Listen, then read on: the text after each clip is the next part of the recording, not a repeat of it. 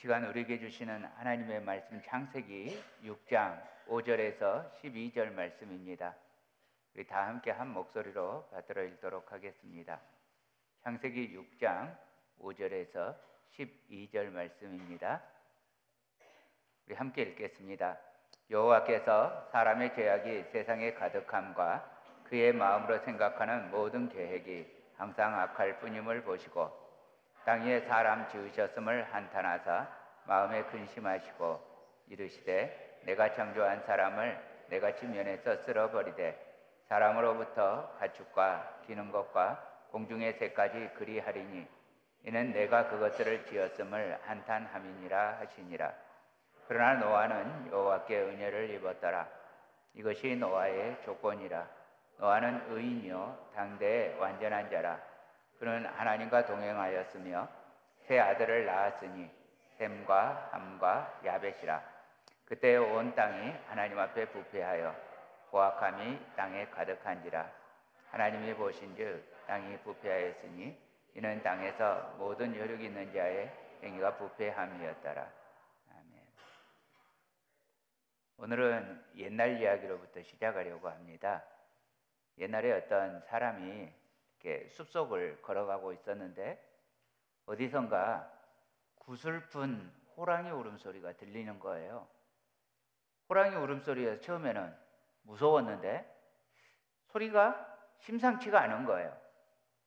그래서 이상하네 하고 그 울음소리가 있는 곳을 찾아갔더니 호랑이가 함정 속에 빠져 있는 겁니다.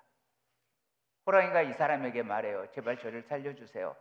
저를 살려주시면 그 은혜 잊지 않고 꼭 갚겠습니다. 너무 불쌍해 보여서 이제 호랑이를 함정에서 꺼내 주었습니다. 호랑이가 나오더니 안도의 한숨을 푹 쉬고는 그러고는 이 사람을 잡아먹으려고 하는 거예요. 그래서 이 사람이 너무 기가 막히잖아요. 은혜를 잊지 않고 갚겠다더니 오히려 잡아먹으려고 하니까 세상에 이런 경우가 어디 있느냐고. 그러니까 호랑이가 그런 경우가 있다는 거예요. 그래서 그러면 우리 재판하자. 그래서 이제 재판을 시작했습니다. 그런데 지방법원에서 재판을 했는데 원래 이야기는 그렇지 않습니다만 아무튼 그런 내용이에요. 사람이 패소를 해요. 그래서 고등법원에 다시 상소를 했는데 역시 사람이 패소를 해요. 그리고 그 다음에 대법원에 이제 다시 상고를 하는데 대법원의 법원장이 재판관이 토끼입니다. 그래서 이제 토끼가 이 이야기를 다 듣고 나서 토끼가 말하는 고개를 갸우뚱하면서 내가 이해가 잘 안 간다고. 한번 그러면 그 사건의 현장으로 가보자고. 사건의 현장으로 이제 갑니다. 도대체 여기에서 무슨 일이 있었는지 제대로 보여줄 수 있느냐고. 그러니까 호랑이가 보여줄 수 있다고. 그러고는 그 함정 속으로 퐁 들어가서 내가 이렇게 함정 속에 빠졌었다고. 그러니까 토끼가 사람에게 자 이제 모두 다 원상태로 돌아갔으니까 선비님은 가던 길 가세요. 저도 가던 길 갈 겁니다. 그리고 깡총깡총하고 숲속으로 들어가 버렸습니다. 이렇게 해서 이야기는 끝났죠. 다 들어보신 이야기죠? 예, 아는 이야기일 겁니다. 토끼가 그 선비에게 마지막 남겼던 말이 이겁니다. 은혜를 배반한 자는 죽어 마땅하지요. 그래서 이 이야기는 참 통쾌합니다. 은혜를 배반한 자는 이렇게 복수를 당하면 통쾌합니다. 이게 사람 이야기입니다. 그런데 하나님 스토리는 상당히 많이 다릅니다. 우리 사람 아담과 하와가 하나님을 배반했어요. 그러면 즉시 죽어야 되니까 정령 죽어야 되니까 즉시 죽이면 되는데 하나님은 사람을 바로 죽이지 않고 오히려 사람에게 여자의 후손 예수님에 대한 복음의 언약을 선포합니다. 그래서 사람은 사망의 저주 가운데에서도 오히려 소망이 생겼습니다. 이 소망 가운데에서 아담은 가인을 낳게 됩니다. 내가 여호와로 말미암아 등남하였다. 하나님의 도우심으로 말미암아, 언약의 하나님의 도우심으로 말미암아 드디어 나에게 여자의 후손이 생겼다. 그런데 사실은 아직 여자의 후손은 아니었죠. 이 가인은 자라가면서 믿음으로 자라가지를 않습니다.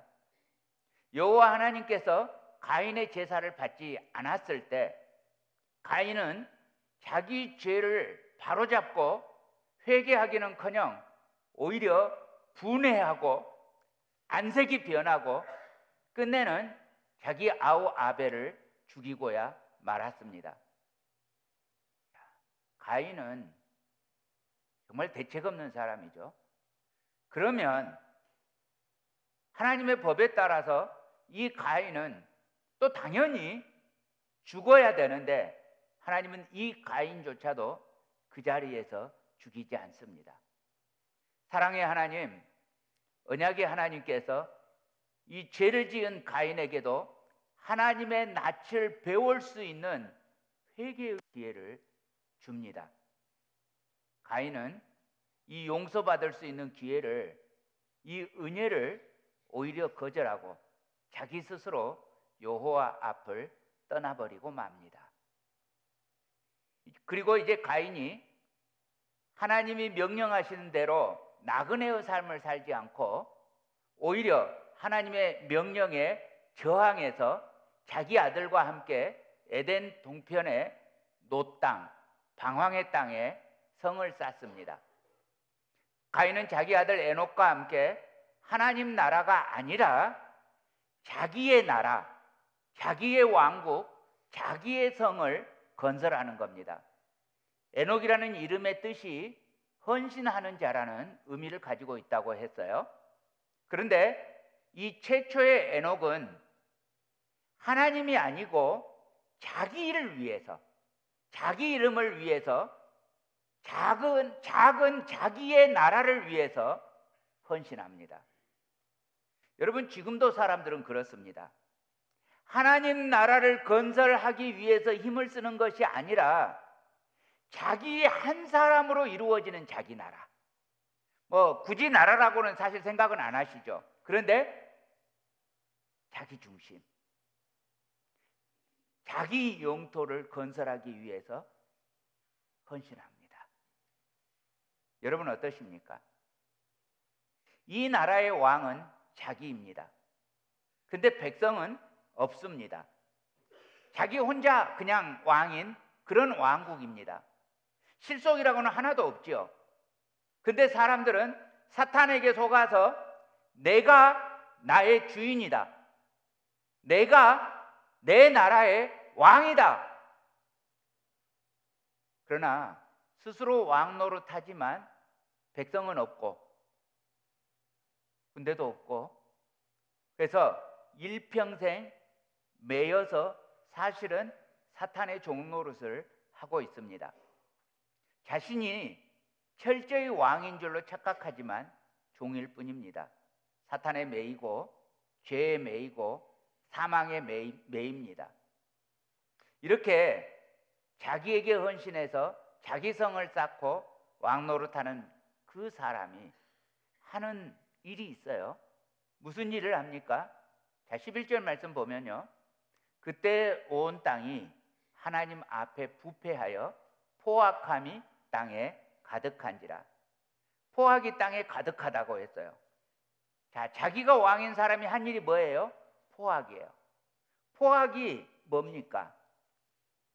살인, 강도, 약탈, 강간, 이렇게 생각할 수 있는 모든 나쁜 죄를 다 포함한 말을 포악이라고 합니다. 그러니까 처음 하나님께서 창조하신 그 아름다운 세계가 벌써 파괴됐어요.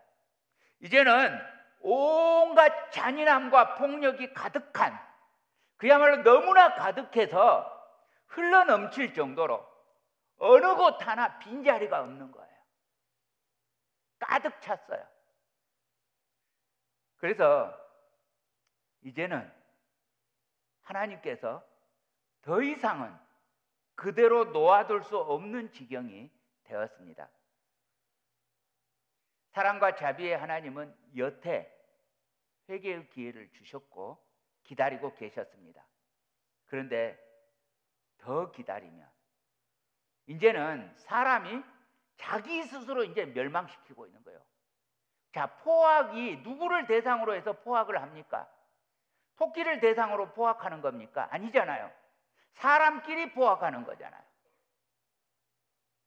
그래서 스스로 죽이고 스스로 복수하다 보니까 이제는 스스로 다 망하게 생긴 거예요. 그래서 망하기 전에 사람을 정리하기로 결정하십니다. 하나님이 세상을 다 쓸어버리고 다시 새롭게 시작할 수 있도록 솎아내리시는 작업을 하십니다.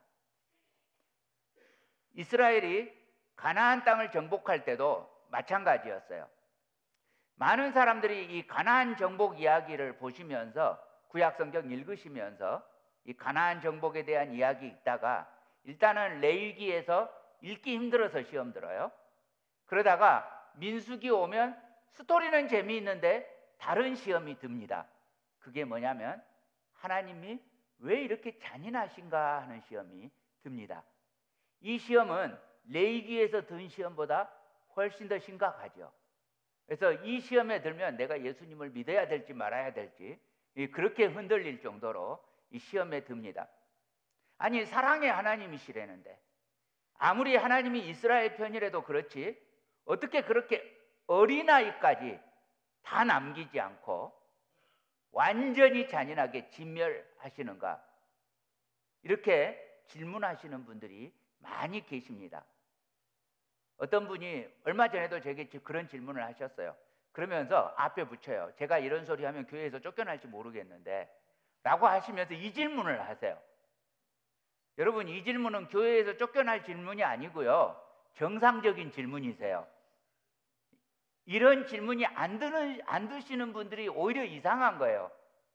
아마도 여러분 대부분은 이런 질문 안 하셨을 거라고 생각하는데 여러분, 질문하는 것이 정상이에요.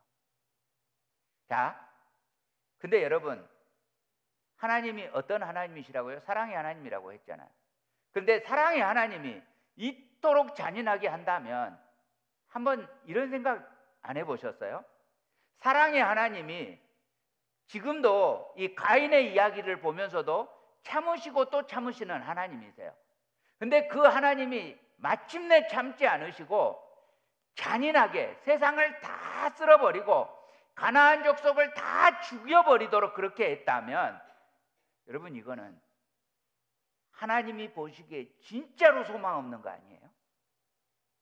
더 이상 참을 수 없을 만큼 끝까지 갔다는 이야기인 거예요. 요즘 얼마 전까지 우리나라는 조국 때문에 조국이 시끄러웠는데 요즘 우리나라는 또 이시성 가진 분 때문에 시끄럽더라고요. 이름이 보니까 오얏나무에 봄이 왔네 이런 이름을 갖고 있던데 이분이 그 화성에서 연쇄살인범으로 있다가 지금 잡혔다는 이야기예요. 그런데 10명이 죽었는데 화성에서, 근데 자기가 죽인 사람은 15명을 죽였다고. 그 중에 한 사람 죽인 거에 걸려서, 자기 처제 죽인 것이 걸려서 그것 때문에 지금 감옥에 있어요. 그런데 이렇게 열심히 수사를 하고는 있는데요, 여러분, 이 수사의 결론 우리들 다 지금 알고 있잖아요. 뭐예요? 이 죄로 인해서는 감옥 가지 않는다가 지금 결론이잖아요. 그러니까 15명 중에 1명의 죄를 인해서는 지금 감옥에 갇혀 있는데 나머지 14사람의 죄를 인해서는 감옥에 가지 않아요. 모르셨어요? 아셨죠? 왜 감옥 안 가요? 그 기소 기간이 지나버렸대요. 살인마인데 감옥 가지 않는데요. 다행히 지금 무기징역으로 살고는 있어요. 그런데 이 죄가 들키기 전까지는 모범수로 감형해서 가석방 될 것을 기대하고 살았대죠. 지금 열심히 죄를 들추고는 있는데, 그래서 아무 일도 벌어지지 않는다. 어떻게 생각하세요? 성질나지 않으세요? 이 사람은 죽일 놈이다, 이런 생각 안 드세요? 그런데 그냥 범인이라는 것만 알게 되고 그 이상은 아무것도 할 수 없다. 정말 어떻게 될지 모르겠는데 이게 지금 현재 법이래요. 그래서 이걸 정확하게 뭐라 그런대죠? 이 기한을, 강 목사님? 공소시효. 죄송합니다, 무식해서. 예, 공소시효. 미국에서 오래 살다 보니까 영어도 못하면서 한국말도 이렇게 자꾸 잊어먹습니다. 예, 공소시효가 지나는 거, 이제 이 법이 없어졌는데 이 사건에 대해서는 그때는 공소시효가 있어가지고 이미 그게 지나서 이 사람은 기소를 못한답니다. 자, 여러분, 이런 죄를 지은 사람 죽어 마땅하다고 생각하지 않아요? 죽어 마땅하다고 생각하는데 안 죽어요? 그러면 우리 어떻게 생각해요? 공정하지 않다. 공정하지 않다. 근데 하나님이 죽이는 것에 대해서는 하나님이 너무하신다. 우리 또 이렇게 생각한단 말이에요. 자, 창세기 15장 16절 말씀 볼까요? 내 자손은 4대 만에 이 땅으로 돌아오리니 이는 아모리 족속의 죄악이 아직 가득 차지 아니함이니라 하시더니, 자, 아브라함에게 말해요. 자, 너희 자손들이 이집트 땅으로 갔다가 4대 만에 돌아올 것이다. 지금 가나안 땅을 정복하지 않는 거예요. 그리고 4대 후에 돌아올 때 정복한다는 거예요. 근데 그 이유가 뭐예요? 지금은 아직은 아모리 족속, 가나안 사람들이에요. 아모리 족속에게 회개할 기회가 있어요. 아직은 돌아설 수 있는 기회가 있어요. 그러니까 지금 하나님께서 이 가나안에게 회개할 수 있는 기회를 무려 아브라함부터 시작하니까 500여 년을 줬어요. 이집트에 있는 기간이 400년이었기 때문에 500년의 회개 기한을 주는데 여기서 가나안 사람들이 회개하지 않을 거라는 거예요. 그리고 죄가 가나안 땅에 가득할 거라는 거예요. 무슨 죄인지 우리가 정확하게는 모르는데 이 죄가 입에 올릴 수조차 없는 그런 잔인하고 더러운 모든 죄를 포함하고 있어요. 우리는 이 가나안 족속이 멸망당할 때 대충은 알아요. 그 하나님이 아닌 우상을 그냥 섬길 뿐만 아니라 얼마나 간음이 심각하고 자기 자식을 불에 태워 죽이고 이 제사의 일환으로 정말 말도 할 수 없는 이 죄에 대해서 하나님이 이제 이 가나안을 정복할 때 명령을 이렇게 내리십니다. 신명기 25장 19절, 전쟁 직전에 내리는 명령인데요. 너는 천하에서 아말렉에 대한 기억을 지워버리라. 너는 잊지 말지니라. 자, 아말렉, 가나안 족속들을 어떻게 하라고요? 뭘 지워요? 기억에서조차 지워버려라. 그 가나안 족속이 인류 역사에 살아있었다라는 기억조차 못하게 지워버려라. 그래서 여러분, 교회를 제외하고 교회 바깥에 나가면 아말렉 사람이 역사에 존재했다는 걸 몰라요. 지워버렸어요. 왜 이 한 족속을 그냥 그 족속이 있다가 멸망했다 수준이 아니라 아예 존재 자체를 지워버리는 거예요. 그 존재를 말하면 죄가 같이 떠오르니까 아예 그런 죄조차 생각나지 않도록 지워버리라는 거예요. 이것이 가나안 족속의 심판 이유예요. 하나님께서 이 정도로 심판하기로 작정했다면 여러분, 이 가나안 족속에게 소망이라고는 단 하나도 없는 거예요. 그래서 노아 시대에도 하나님께서 말씀하십니다. 5절입니다. 여호와께서 사람의 죄악이 세상에 가득함과 그의 마음으로 생각하는 모든 계획이 항상 악할 뿐임을 보시고 땅 위에 사람 지으셨음을 한탄하사 마음에 근심하시고. 자, 노아 시대 죄악이 어느 정도예요? 너무 악해요. 항상 악해요. 소망이라고는 전혀 없어요. 그런데 완전히 쓸어버리기로 작정을 하시면서, 그러면서도 하나님이 정작 완전히 쓰지 않으세요. 소망의 씨앗을 하나를 남겨두시잖아요. 정말 심판이 당연한데 주님이 여러분 우리가 노아 홍수를 심판으로 이해하잖아요. 근데 사실은 심판이 아니고 깨끗하게 하셔서 소망을 남겨두신 거였어요.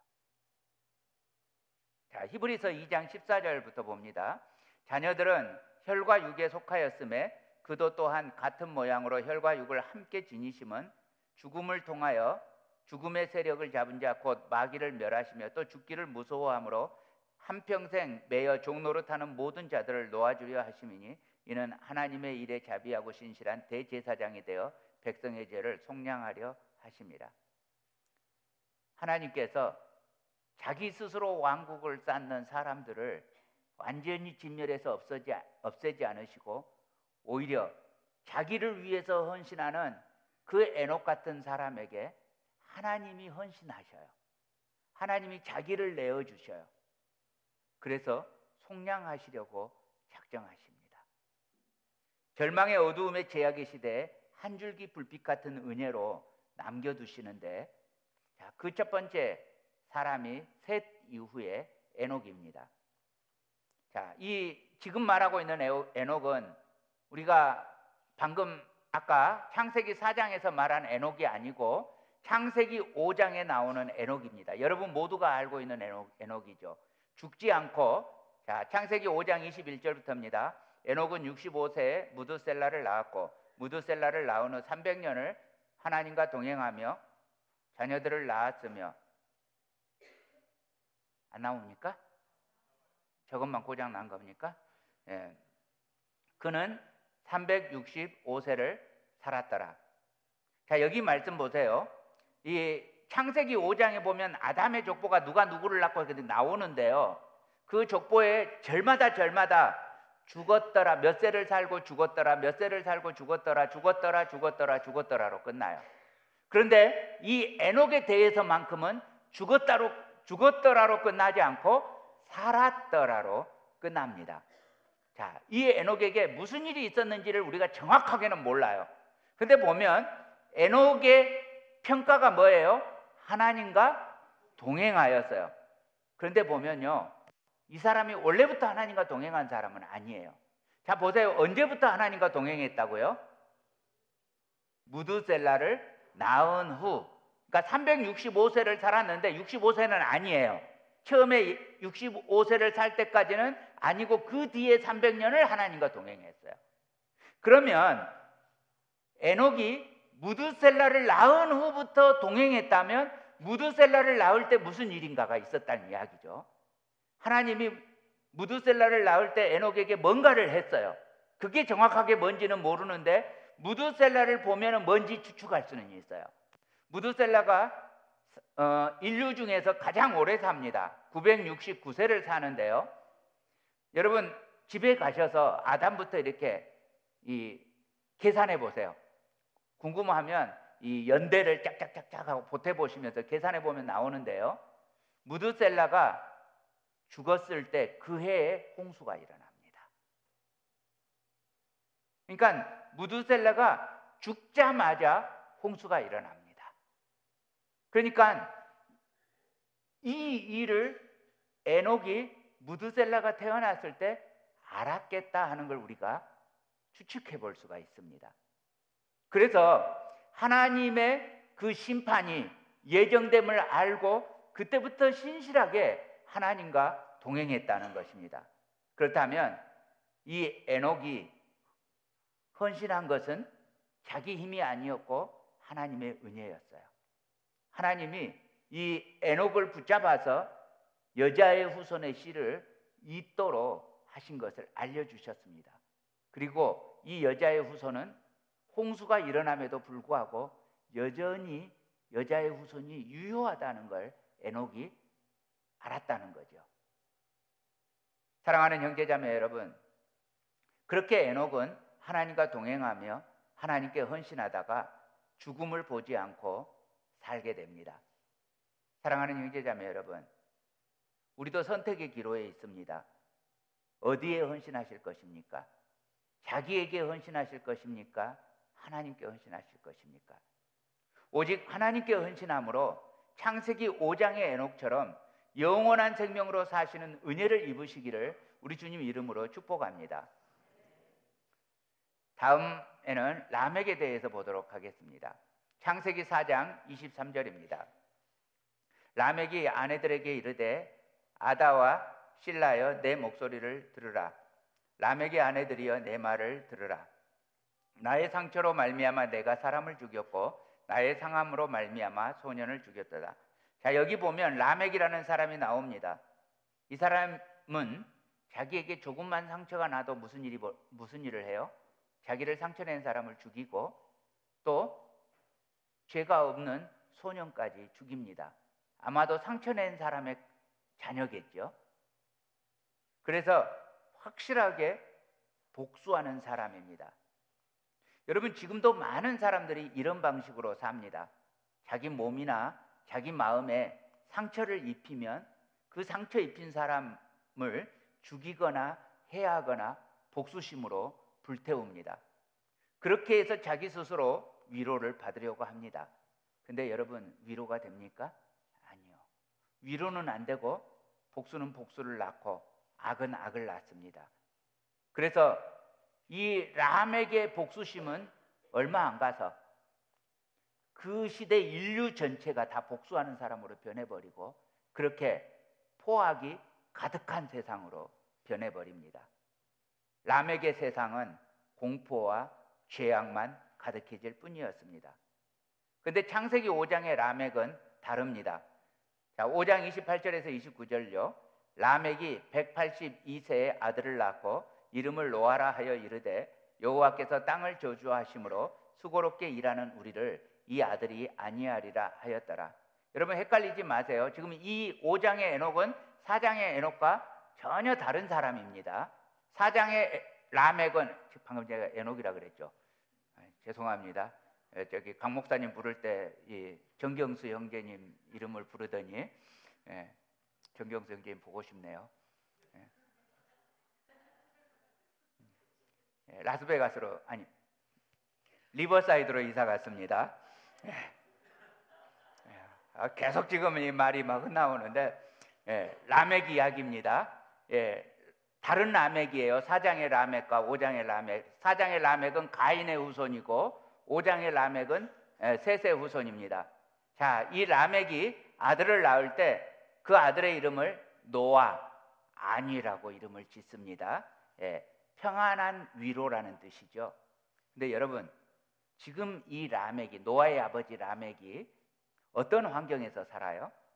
여호와께서 땅을 저주하심으로 수고롭게 일했다고 했어요.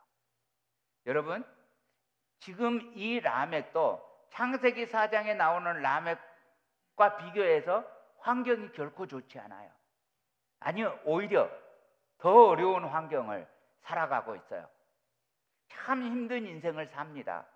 이 라멕에게도 고통이 있고 아픔이 있습니다. 그런데 이 라멕은 어떻게 위로를 얻고자 해요? 노아를 통해서 안위를 얻고자 하는데, 이 말이 무슨 말이에요? 여자의 후손을 통해서 안위를 얻겠다는 거예요. 사랑하는 형제자매 여러분, 여러분은 어떻게 위로를 얻고자 하십니까? 어떤 분은 하루 종일 텔레비전이나 인터넷을 보면서 그것으로 위로를 받고자 하는 분이 계십니다. 어떤 분은 보지도 않는데 텔레비전을 켜놓고 사시는 분도 계십니다. 이 텔레비전을 끄면 그 조용함이 불안하대요. 여러분, 예수님 믿는 사람은 텔레비전을 의지해서는 안 됩니다. 텔레비전이나 인터넷으로 위로를 받으셔는 그래서는 안 됩니다. 여러분들은 뽕 따러 가세로 위로를 받으시면 안 됩니다.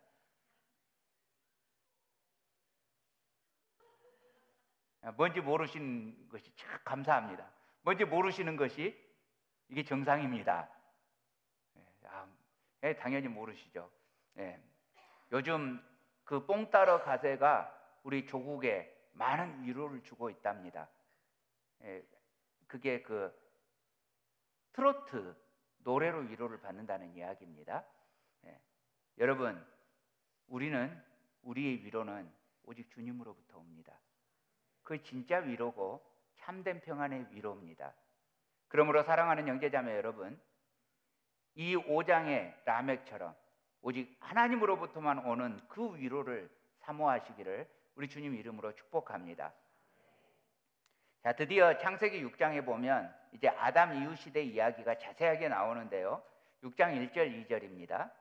사람이 땅 위에 번성하기 시작할 때 그들에게서 딸들이 나니 하나님의 아들들이 사람의 딸들의 아름다움을 보고 자기들이 좋아하는 모든 여자를 아내로 삼는지라.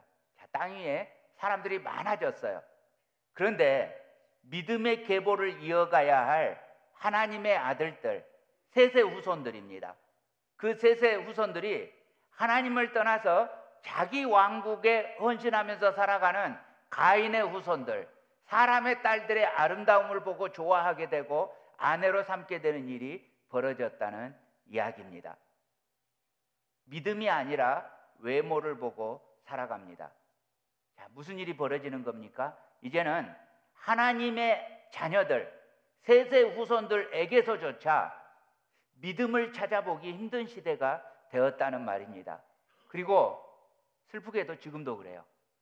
이 하나님의 자녀들에게서 믿음을 보기가 힘들어졌습니다. 그래서 요새 이제 하나님의 자녀들에 대해서 우리가 놀리는 말을 합니다. 모태신앙은 모든 것을 못해, 이렇게 이제 놀리죠. 여러분, 이 모태신앙이 하나님의 자녀 아닙니까? 그런데 하나님의 자녀들에게서 믿음 보기가 힘들어졌다고요. 이 이야기를 하는 것입니다. 결국 믿음을 잃어버리는 사람들을 보면서 하나님이 어떤 결정을 내립니까? 3절입니다. 여호와께서 이르시되 나의 영이 영원히 사람과 함께하지 아니하리니 이는 그들이 육신이 됨이라. 그러나 그들의 날은 120년이 되리라 하시니라. 자, 이제 하나님의 영이 르아흐가 사람과 영원히 함께하지 않겠다고요. 여러분, 사람이 르아흐로 지어졌는데 르아흐께서 르아흐에게 이제 너는 더 이상 르아흐가 아니야 선포하는 겁니다. 근데요, 그러면서도 멸망을 선포하시면서도 사랑의 하나님은 이 심판을 바로 내리지 않으세요. 이 심판을 선언하시고도 유보기간을 주셔요. 몇 년 주셨어요? 120년 주셨어요. 그런데요, 사람들은 이 마지막 은혜의 기회조차 거절해버립니다. 4절입니다. 당시의 땅에는 네피림이 있었고 그 후에도 하나님의 아들들이 사람의 딸들에게로 들어와 자식을 낳았으니 그들은 용사라 고대에 명성이 있는 사람들이었더라. 자, 하나님의 자녀와 사람의 자녀가, 믿음의 자녀와 믿음 없는 이의 자녀가 함께 결혼해서 그러면서 아주 특이한 네피림을 탄생시킵니다. 여러분, 이 네피림이 성경에 이제 이 장부, 키 큰 사람으로 번역되어 있는데요. 난폭한 폭군입니다. 그러니까 덩치만 큰 사람이 아니라 권능이 있는 사람이에요. 능력이 있는 사람이에요. 폭군이라고요. 그래서 명성이 있었어요. 근데 이 명성은 정복자의 명성입니다. 그래서 전쟁하고 약탈하고 권력으로 방종하고 사치하는 그런 사람입니다. 압제자였어요. 그리고 타락의 주역이었어요. 권력을 얻어서 그 권력으로 있는 대로 이 사치와 향락의 죄를 범하면서 모든 사람이 그걸 부러워하게 만드는 거예요. 자기들만 죄를 행하는 뿐만 아니라 죄를 행하는 자를 옳다고 하는 거예요. 그래서 하나님의 심판이 이제 미루다 드디어 시행되게 됩니다. 5절에서 7절입니다.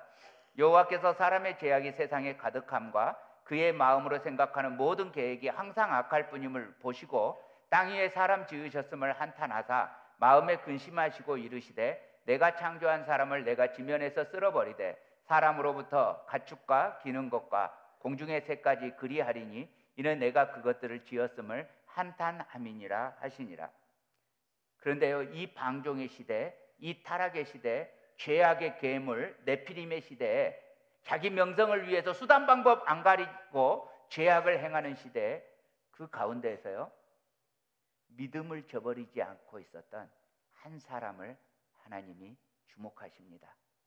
하나님을 향하고 있었던 한 사람, 그 사람이 바로 노아였습니다. 자, 8절부터입니다. 함께 읽겠습니다. 시작. 그러나 노아는 여호와께 은혜를 입었더라. 이것이 노아의 조건이라.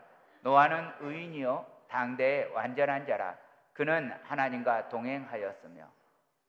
놀랍게도요, 에녹이 하나님과 동행했었다고 하는데 이 노아도 자기 평생에 하나님과 동행합니다. 그렇게 죄악이 가득하던 시대예요. 여러분, 노아 외에는 믿음의 사람이 없어요. 그런데 이 한 사람 노아는 믿음으로 말미암아 은혜를 입은 사람이 됩니다. 이 한 사람 노아는 하나님과 동행합니다. 이 한 사람은 믿음으로 말미암아 의롭다 여기심을 얻고 그 당대에 하나님 앞에서 완전한 자로 인정을 받습니다. 우리 주님 예수님께서 우리들에게 비슷한 말씀을 하세요. 누가복음 18장 8절 하반절입니다. 우리 함께 읽습니다. 시작. 인자가 올 때 세상에서 믿음을 보겠느냐. 여러분, 지금도 우리 주님이 한 사람을 찾고 있다고요. 믿음의 사람 한 사람, 은혜를 사모하는 한 사람, 하나님과 동행하는 한 사람을 찾고 계십니다. 사랑하는 형제자매 여러분, 그때 바로 여러분이 이 은혜를 입은 한 사람 되시기를 축복합니다. 세상이 어떠하다 할지라도, 세상이 악하면 악할수록 더욱더 그러기에 더 구원의 주님을 사모하고 구원의 주님과 동행하는 바로 그 더욱 은혜를 입은 그 사람이 바로 여러분들 한 사람 한 사람이 되시기를 우리 주님 예수님 이름으로 축복합니다.